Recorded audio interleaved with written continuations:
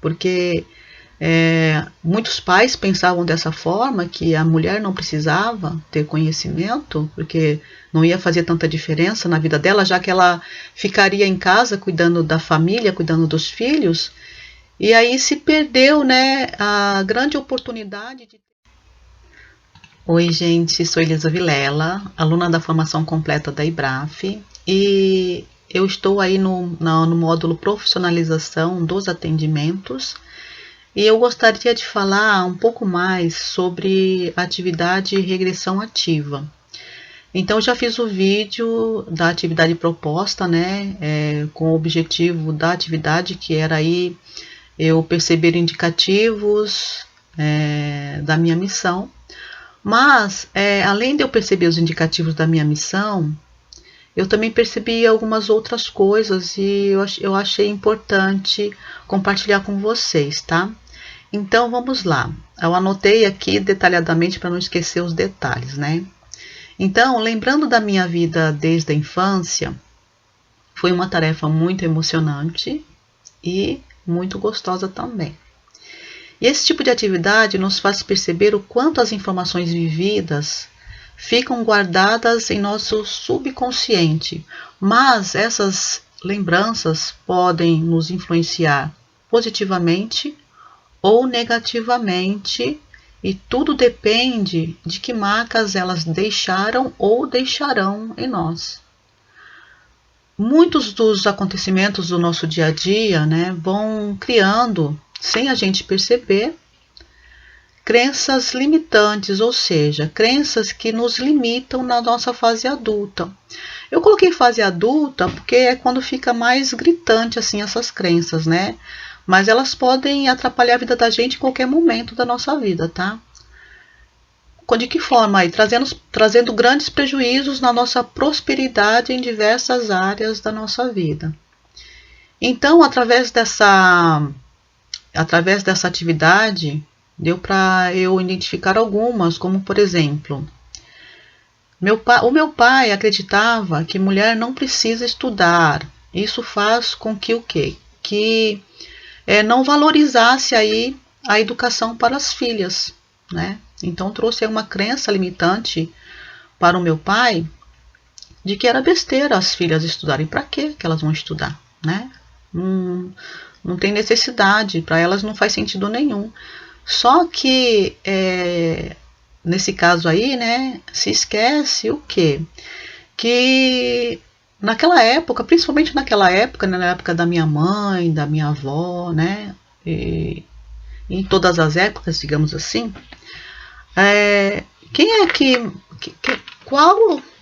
no casal, quem mais interage geralmente, né? Geralmente tem as exceções, é claro, né? Eu sei que existem as exceções, mas geralmente no casal, quem é que dá mais suporte, mais orientações, que tem um pouco mais de paciência, geralmente, tem as exceções, não esqueçam que tem as exceções, mas geralmente, principalmente no passado, quem é que ficava em casa educando as crianças? Eram as mães.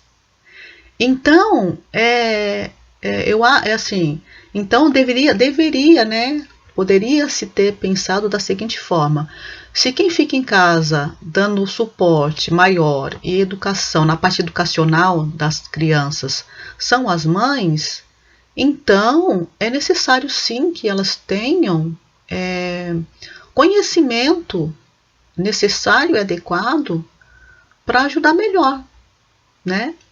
Então ficou aí um vazio, né? Porque muitos pais pensavam dessa forma, que a mulher não precisava ter conhecimento, porque não ia fazer tanta diferença na vida dela, já que ela ficaria em casa cuidando da família, cuidando dos filhos, e aí se perdeu, né, a grande oportunidade de terem mães mais bem informadas e que aí poderiam dar um suporte muito maior, né, aos filhos.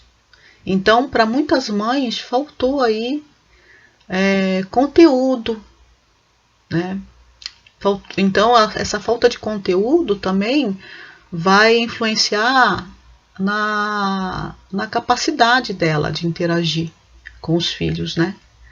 Então se perdeu aí oportunidades aí de terem mães bem preparadas, mais bem preparadas, digamos assim, para lidar com os filhos, né?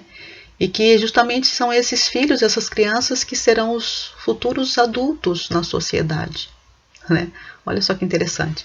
Bom, e algumas outras crenças, vamos lá, como por exemplo, eu não comentei lá naquele vídeo, né? Então, por isso que eu estou fazendo esse vídeo, que constantemente algumas pessoas da minha família falavam também assim. Muitas vezes eu ouvi essas frases, né? Por muito tempo eu ouvia. E isso acaba ficando registrado na gente também, como uma coisa não muito boa, né? E acaba atrapalhando futuramente a gente. Então vamos lá, algumas frases assim do tipo, ó, a vida não é um mar de rosas. Que crença vai criar na gente? A crença de que não se pode ser feliz na vida. Então você acreditando nisso, o que vai acontecer? Você acha que é normal, é normal sofrer e que todo mundo tem que sofrer, sim, né? Porque a vida não é um mar de rosas. Então a gente acredita que que a gente não pode ter uma vida feliz. E aí se contenta, né, em ficar triste o tempo todo, achando que é normal ficar triste, né? E não é, né? A gente tem que buscar sempre a melhoria, né? E estar sempre bem, porque o estar bem com você é que vai te dar forças para continuar e vai te ajudar a fortalecer a sua saúde, né? Em todos os sentidos, né? E vamos lá, uma outra frase aqui, ó. Nasci pobre e vou morrer nasci pobre e vou morrer pobre. Ou quem nasce pobre morre pobre. Nossa, quantas vezes eu ouvi isso, né? De muitas pessoas da minha família, incluindo meu pai, tá? E o que essa crença cria em nós? O que essa crença traz de prejuízo pra gente, né? É a crença de que de quem nasce pobre não consegue enriquecer. Então, as pessoas acham que elas vão se matar de trabalhar e não vão conseguir uma estabilidade financeira só porque ela nasceu pobre, que também é uma outra mentira, gente. Isso é crença limitante, realmente limitam as pessoas. Então, elas se frustram, né? Porque elas acham que a riqueza não é para elas porque nasceu pobre. Se nasceu pobre, então a riqueza está longe de mim. Não é verdade, né? Qualquer pessoa pode chegar onde quiser, quando quer.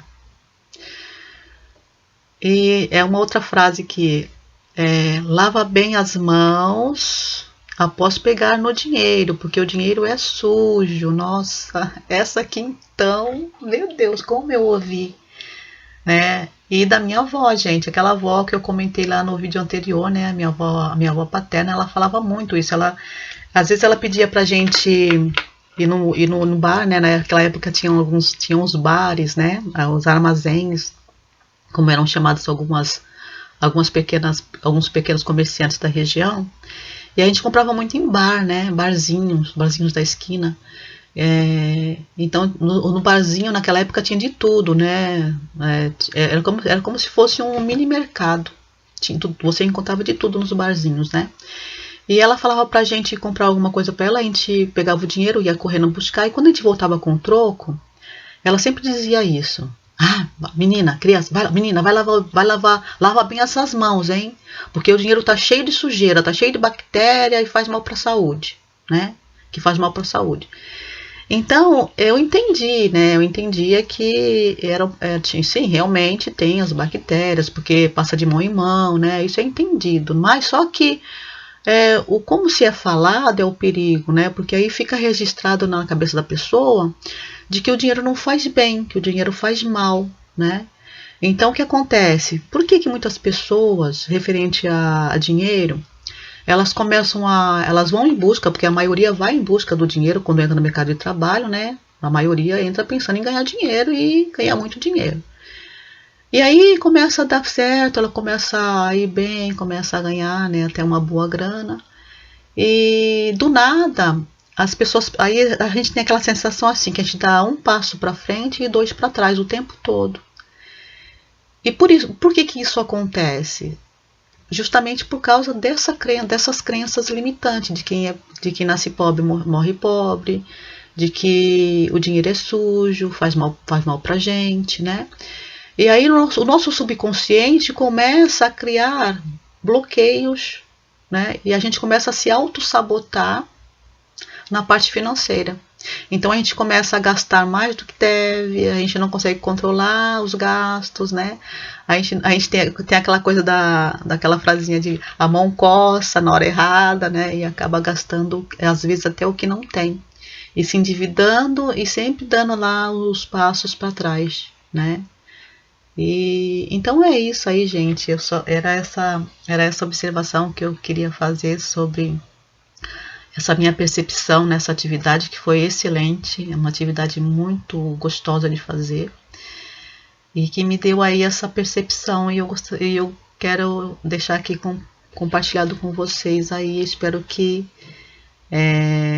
isso possa ajudar, né, no nosso caminhar aí no decorrer dos cursos. Gratidão, beijo no coração de cada um de vocês e continuamos aí nos estudos. Beijão.